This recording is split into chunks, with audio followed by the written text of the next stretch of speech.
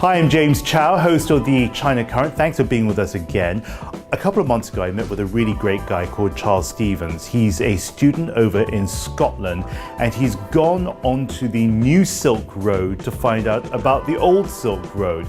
He traveled through Europe, through Central Asia, and parts of China as well. Here's his story.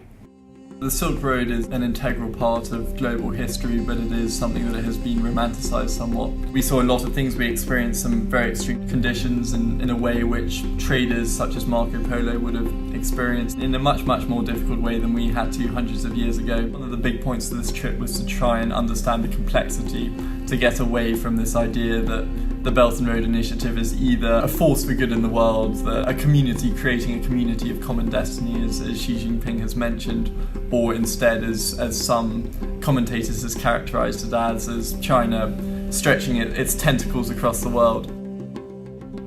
The development of infrastructure is ultimately a very positive force, helping a small village community access towns, helping a family to go on holiday to a beach that once took them 10 hours to get to but now takes them 4 hours to get to.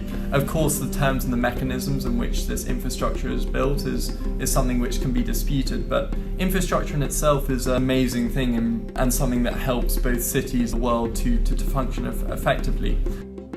Because China is trying to export its overcapacity, it's trying to access new markets, it's trying to move up the global value chains and move from a industrial and export-based economy to one based on services. The Belt and Road Initiative, I think, has many good intentions, but ultimately it also has to serve some of China's more economic interests.